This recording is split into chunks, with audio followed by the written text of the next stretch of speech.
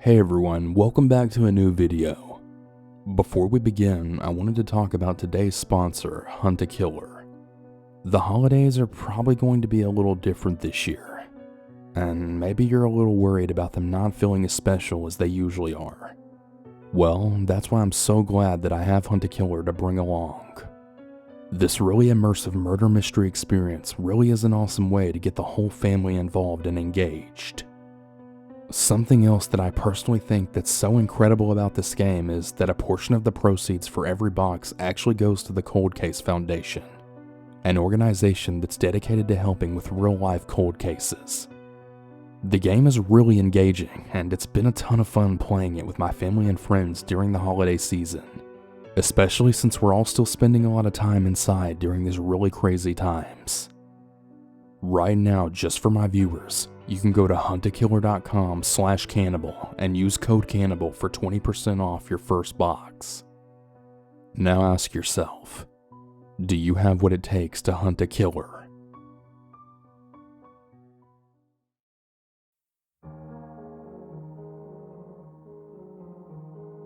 My mom used to work the night shift at a gas station in the early 90s. This is one of those mom and pop gas stations, so typically there was only about one person working the station at a time.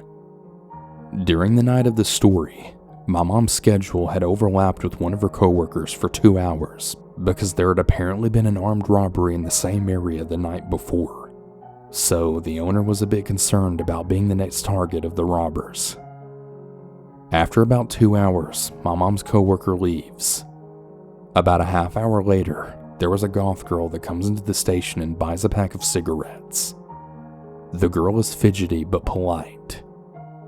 My mom tells the girl to have a good night, then begins to clean the hot dog case. As my mom starts cleaning, she notices that the girl doesn't leave the station. The girl then starts walking around for about 5 minutes, just looking at random items on the shelves. My mom finally stops what she is doing, and she then asks the girl if she needs anything. The girl goes up to the counter and tells my mom that her car ran out of gas just up the street, so she needs to get some gas. The girl doesn't have a gas can, so my mom grabs one of the gas cans from behind the counter and then tells the girl the price of the can. The girl then says that she doesn't have enough money for the can. Mind you, she literally just bought a pack of cigarettes.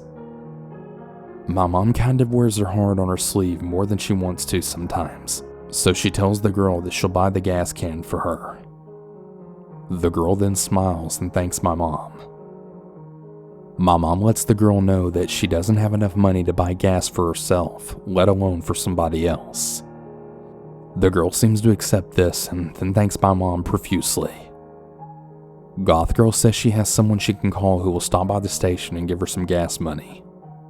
My mom then asks if she has enough change for the payphone, and the girl says yes. She thanked my mom yet again for the gas can, then leaves. My mom is really good at reading people, and while the goth girl seemed polite, there's something about the whole situation that was really giving my mom bad vibes. My mom looks at the surveillance footage that gives an outside view of the station.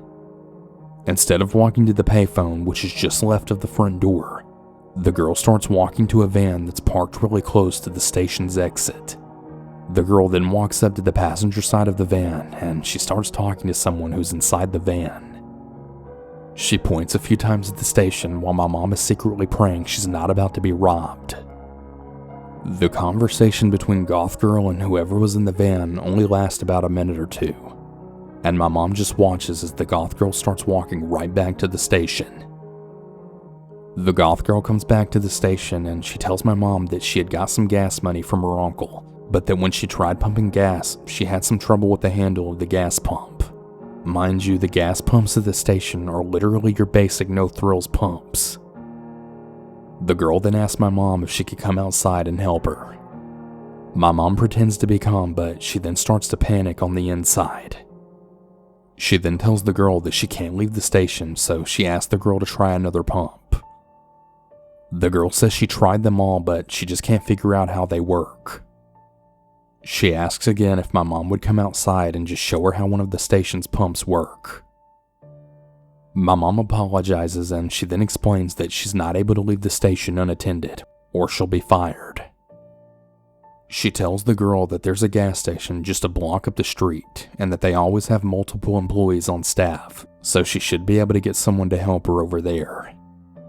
The girl starts to whine and she starts to let out this really eerie sort of snarl.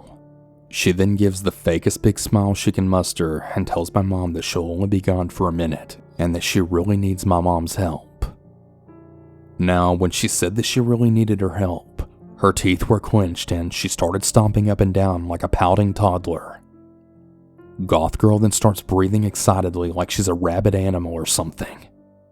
At this point, my mom then drops all pretenses of being nice, gives the girl what she calls her cold bitch smile, and then says, "So, by the way, I saw you talking with your friends outside, and I already called the cops and gave them your friend's license plate number. They should be here in just a minute. They're so fast in this town."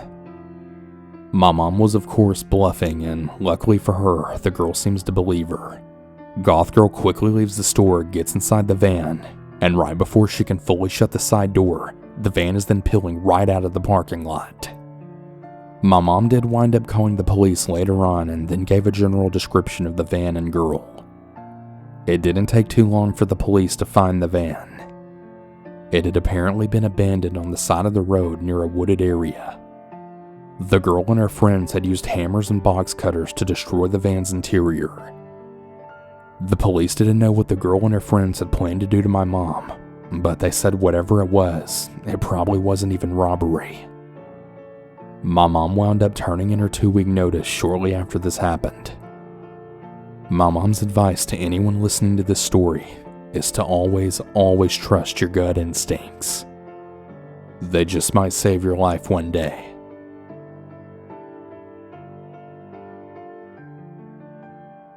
I'm a 24-year-old male, and this happened to me a few years ago when I was around 21.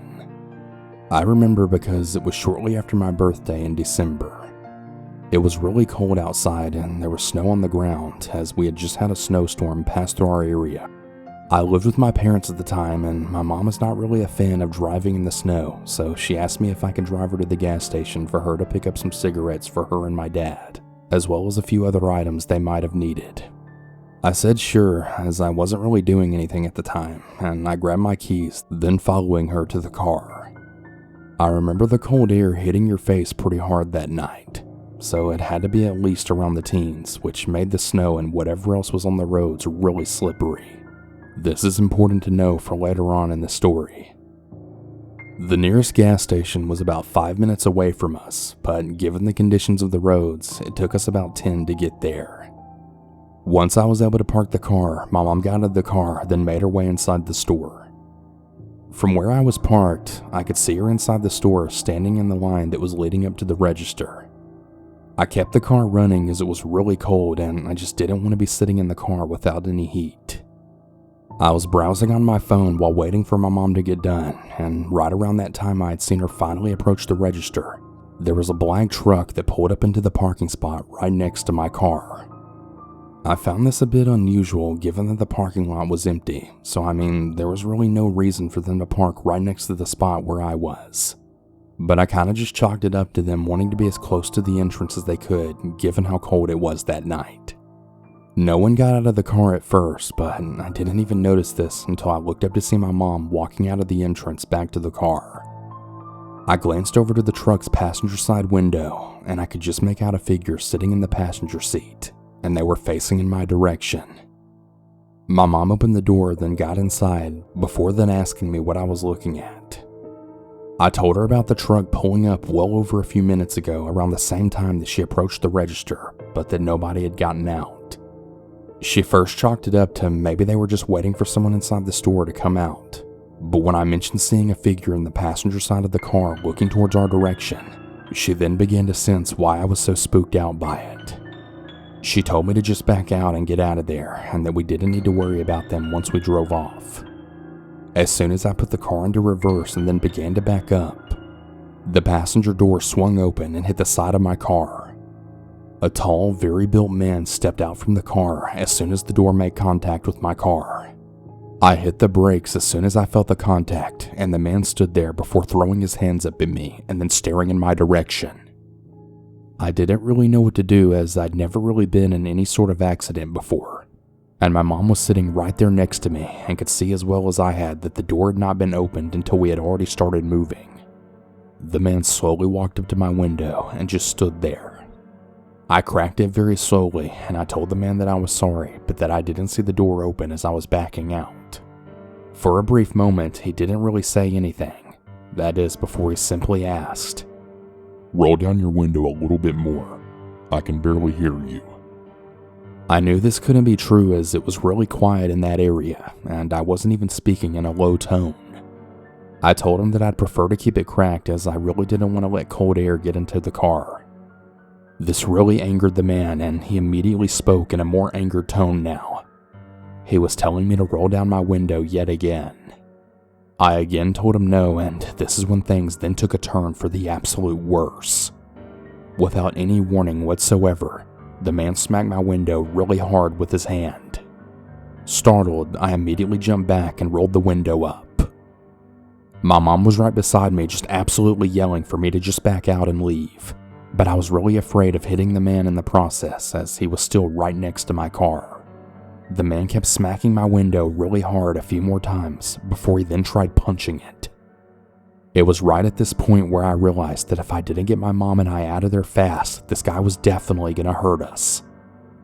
I could see the cashier inside the gas station heard what was going on, and he looked to be on the phone with what I could only assume was the police.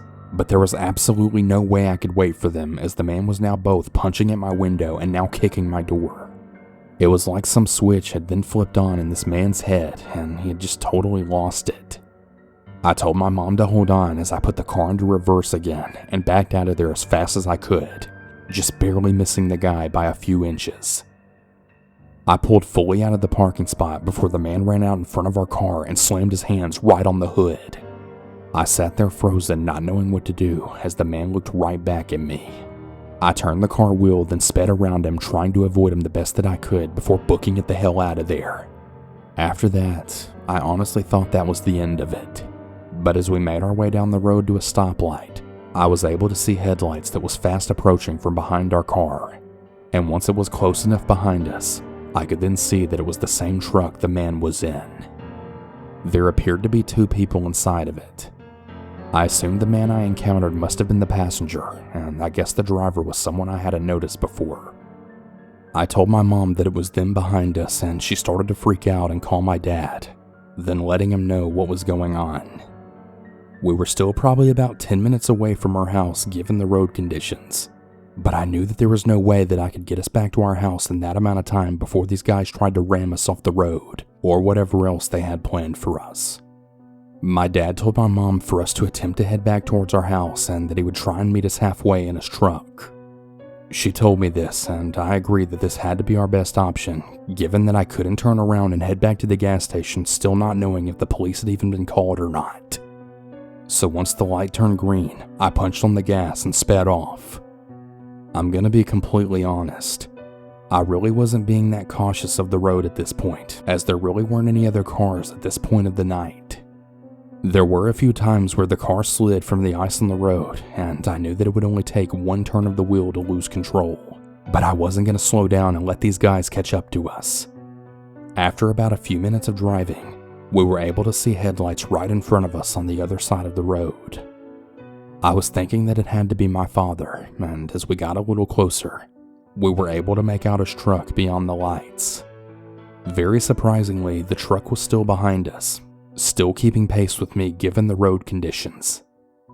I could see my father cut across a midsection of the roads and then stop shortly off the side of the road. I started to slow down right as we approached and then pulled off to the side of the road, the truck still following me. As I came to a stop, the same man from before that was in the passenger seat hopped out of the car, then started making his way to our car. The driver opened his door, but before he could step out, both of the men stopped dead in their tracks at the sound of my father's voice. I suggest that both of you hop back in that car and drive right on out of here before I put a bullet in the both of you. I could see my dad walking out into the light, radiating from both his and my headlights. He had his 9mm pistol pulled and aimed right at the man's head as he stood right next to my car. I pretty much just watched as both of the men just stood there for a brief moment as my dad slowly inched his way towards them. The man then very slowly backed away towards his truck before then speaking to what I assumed was my father. "You're really lucky you got here when you did." The man laughed and jumped back into his truck before it quickly backed out and drove off in the other direction. My dad walked to my window and he asked me and my mom if we were okay. I remember telling him that other than being scared shitless, I think we were fine. Shortly afterwards, my dad followed us back home just to make sure no one else followed us. I really have no idea what those men's intentions were or why the man acted the way he did. All I know is that if I hadn't reacted how I did to get my mom and I out of there, I just really hate to think what those men would have done to us.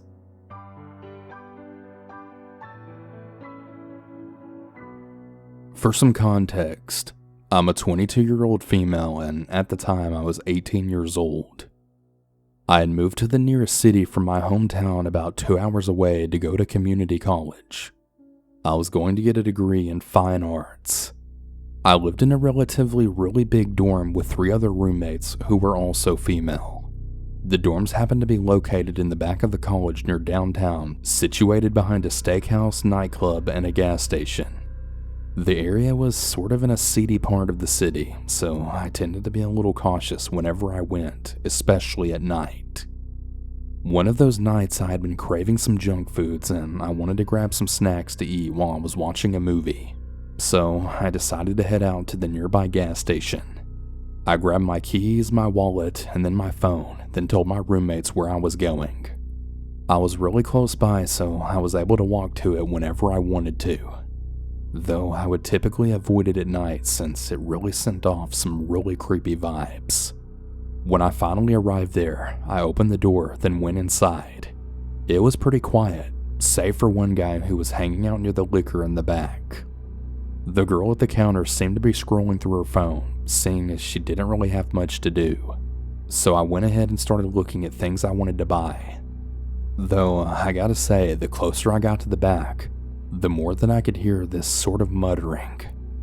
The guy who I had seen entering the store seemed to just be muttering absolute nonsense to himself. It wasn't that quiet, so I wasn't able to make out what he was saying. I didn't really think too much of it, and I just went back to what I was doing. A few minutes had passed, and as I was still shopping, the dude who I had seen in the back suddenly started yelling now. Just absolutely shouting random incomprehensible things. Every single second that went by, he seemed to get angrier. The man was pacing and he was waving his arms around. I was pretty much just standing there glued to the spot, absolutely terrified of this man. I didn't know what to do and I wasn't sure if this guy was drunk, high, or just crazy. The girl at the cash register seemed to have been alerted to his presence as well. We had made eye contact and she looked just as terrified as I did. We both just watched as this man then ranted, raved, and began to pace around the store. I was unsure if I should call the police or not. I was trying to be quiet as to not alert him of my presence, as I just really didn't know what he was capable of. Another few minutes went by, and this guy then started yelling and screaming until he then walked up to the front, kicked over a few things, then left the store. I watched the guy then disappear right into the night, my heart now hammering in my chest. I had genuinely thought that I was going to get attacked by this crazy man. Thankfully he left though without causing too much damage. I walked up to the poor frightened cashier and paid for my stuff. I also ended up giving her some extra cash because I felt really bad. I mean, I know she wasn't getting paid enough to deal with people like that crazy ass man, so I just wanted to help her out. That's pretty much the end of my story though. I don't know what happened with the man and I don't know if he ever returned to the gas station, but I'm just really hoping that I don't encounter him again. I remember an incident that occurred to me when I was 18 years old. I'm 27 now. I was home alone and I decided I wanted a coffee from Quick Trip. It was really late at night at about 11 p.m. The Quick Trip I drove to was about a 7-minute drive from my house. This wasn't an out of ordinary thing that I did. I would pretty regularly go out late to buy whatever I was craving. So I get in my car and I drive over there. I go inside and I go to fill up a coffee cup. I walk up to the glass case where they have the bakery items. Right as I am browsing, an odd-looking man then approaches me. The man was balding on the top of his head and he had this brown scraggly hair. He wasn't very tall. He looked about 5'6" and he looked like he was in his late 40s to early 50s. He started up a conversation with me and I wasn't really paying him any mind. That was until he then asked me if I had ever had little people soup. I told him no, and he then proceeded to tell me exactly what it was. The man then said, My mom used to make it all the time for me. You put carrots and potatoes in a stew. Then you grab your little people, then clip their toenails and shave their heads and throw them into your soup. Now, I would have normally brushed something like this off, but for whatever reason, I felt my blood run cold and immense fear took over me. Fight or flight then kicked in, and I just knew I had to leave. An employee walks by me and I let him know that I'm totally freaking out, and he asked me why. I began to reiterate what the man had told me, and he just gave me a really confused look. He must have seen the fear right in my face because he told me not to worry about paying and to just get home safely. Ever since that day, I have always feared that I'll run into that creepy old man yet again, but I just really hope that never happens. This story happened to me over 10 years ago when I was 17 and living in Las Vegas. It might not be that scary to most, but it was incredibly strange for me. I had pulled into a gas station that was near my home with one of my friends. It was a pretty well-populated suburb, so it wasn't like we were alone or in any immediate danger or anything. As we were getting out, my friend Aaron spots another one of our friends then walking up. We're under the pumps and it was really well lit. As everyone is chatting, this obviously homeless man then walks up with a dolly with about 50 cases of eggs. Keep in mind, it's midsummer in Las Vegas, so it's like hot as balls outside. The homeless guy comes up and he starts asking us if we want to buy some eggs from him. Now, if this happened to me right now, I'd probably give the guy some money because obviously he's having a hard time. But I was really an asshole teenager back then. Plus, I also didn't have any cash on me, and I didn't think to get any cash back. Pretty much immediately, I'm telling him eggs are perishable and that I'm not really interested in buying some old hot eggs. Then we start questioning him. Where did you get all these eggs? Why do you have these? I'm asking more out of curiosity than anything. He just kind of sidesteps it and saying that he needs to buy his mom a prescription, and then once again asking if we want some eggs from him. My friend is now kind of laughing and generally just really confused, and also still questioning him about why he thinks she's on the market for some eggs from a guy at a gas station. The man's getting a little frustrated now that no one wants to buy them, and then starts to explain that he's just trying to buy his mom a birthday card. At this point, my friend who is 21 is then just standing there and asking him, "Wait, I thought you were buying your mom a prescription. Which is it?" Now, I'm still on the other side of the car, kinda just dumbfounded that she thought that any of the reasons this guy had for selling hot, old, obviously stolen eggs at a gas station were in any way not related to drugs. The guy's still standing there trying to explain to her some crap about it being his mom's birthday and that she's also sick. I finally cut him off and I politely tell him no thank you and that we're just really not interested in buying his eggs, then begin to walk away and go pay for gas. As this happens, she begins to talk to the other person that we knew who had walked up, and the guy with the eggs then begins to follow me towards the gas station. The guy starts telling me, You're really pretty. You have beautiful eyes. But I'm a little old for you though. And then begins telling me how he's in his 50s. I still wasn't even remotely uncomfortable or scared. I just kind of laughed it off like, yeah, a little. I'm 17. I definitely didn't look it, but usually that puts weird dudes off a little. Even though in Nevada you can have a relationship with someone over 16 no matter how old you are. The dude kind of laughs and he then says, I might be too old for you, but I'd give you a gumming like no man has ever before." This really took me aback. We were a considerable distance from my friends and not yet to the gas station. I kinda just stopped like, did anyone else just hear this? Then looking around for an escape from this conversation and just hoping my friends at least saw this happen. I've never before in my life heard some weird shit like this. I can't even remember how I got out of it and walked away, but at that moment I was really just stunned by the strangeness. I believe the whole conversation lasted a total of about 10 minutes. As I got back to my car, the man was gone. I just really couldn't begin to fathom how any of that was even real.